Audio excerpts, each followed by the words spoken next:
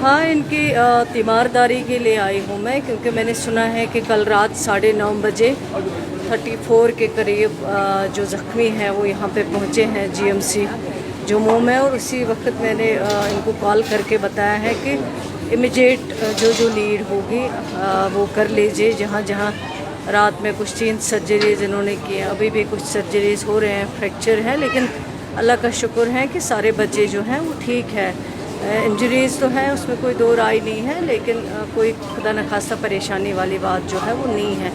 तो 1-2 बच्चे जो हैं वो सीरियसली इंजर्ड हैं, तो उनके ऑलरेडी जो है चल रहा है केयर। क्या क्या नीड होगी आगे वो हेल्थ वाले यहाँ जो डॉक्टर्स हैं वो अच्छी तरह उनको ट्रीट कर रहे हैं। मैम, इंजर्ड बच्चों से आपकी बात हुई थी, उन्होंने बताया कि ट्रीटमेंट ठीक चल रहा है। हर एक ने सेटिस्फेक्शन से कहा है कि ट्रीटमेंट जो है वो बहुत अच्छे से हो रहा है। और जिस टाइम पे वो हॉस्पिटल में आए उनका पूरा ध्यान रखा गया है। उनको जो इमीडिएट हेल्थ केयर की ज़रूरत है वो डॉक्टर साहिबान ने यहाँ पे दिया है। और ख़ासकर जो उनके अटेंडेंट साथ में थे उनके लिए भी जो है केयर किया गया है, चाहे वो उनके खाने की बात हो या उनको रखने की बात हो। तो उस पर भी काफ़ी डॉक्टर्स ने जो है या यहाँ पे हमारे प्रिंसिपल साहब हैं उन्होंने बहुत उसमें मदद की है। तो लेकिन ये एक मुझे लगता है कि इंक्वायरी का इशू है, क्योंकि कोई एनजीओ जो है वो इस तरह, क्योंकि ये किसी स्कूल के बच्चे नहीं हैं, किसी कॉलेज के बच्चे नहीं हैं, बल्कि ये पास आउट जो बच्चे हुए हैं वो किसी एनजीओ के ज़रिए किसी हॉस्टल में कोई ट्रेनिंग ले रहे हैं। तो इसमें तहकीकात करने की ज़रूरत है।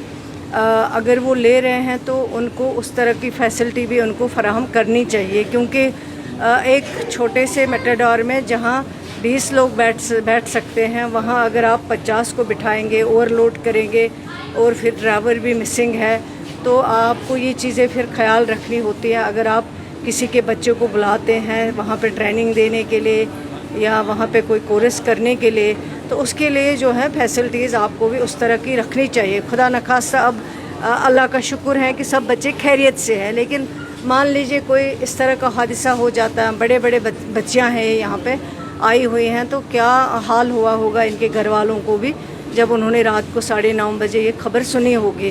तो मेरे ख्याल से मैं समझती हूँ कि इसमें हम एक इंक्वायरी ऑर्डर इशू करेंगे और जो भी इसके लिए कसूरवार होगा उसके ख़िलाफ़ कार्रवाई होगी। क्योंकि अगर आप किसी को भी ले जाते हो, कोई प्राइवेट हो या गवर्नमेंट ऑफिशियल्स हो, अगर कहीं पे भी किसी के बच्चे को लेते हो तो उसके लिए आपको ज़िम्मेदारी पूरी लेनी है, उनको घर तक पहुंचाने की, उनको अपने उस इंस्टीट्यूशन तक पहुंचाने की वो ज़िम्मेदारी जो है वो उस एनजीओ की होनी चाहिए। इस तरह ओवरलोडेड जो मेटाडोर है उसमें बिठा के या जो भी गाड़ी थी उसमें बिठा के, और ड्राइवर अभी तक जो है वो मिसिंग है, ड्राइवर ने कोई रिपोर्ट नहीं किया है ड्राइवर कहाँ पे है। तो इसका मतलब है, और एक्सीडेंट कहाँ हुआ, जहाँ एक्सीडेंट की गुंजाइश नहीं है तो वहाँ ये हादसा नहीं होना चाहिए। तो क्या वजूहात हैं हादसे की, उसके लिए तहकीकात करना जो है बहुत ज़रूरी है, वो सरकार इंशाल्लाह करेगी। शुक्रिया।